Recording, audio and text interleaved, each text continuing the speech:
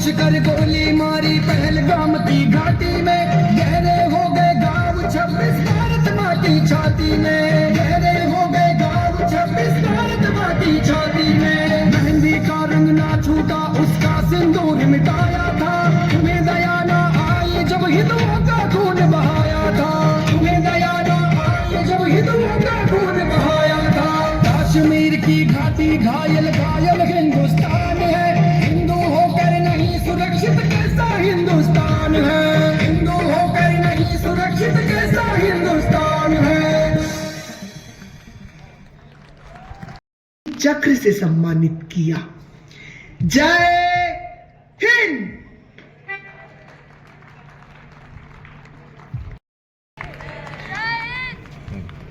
भारत माता की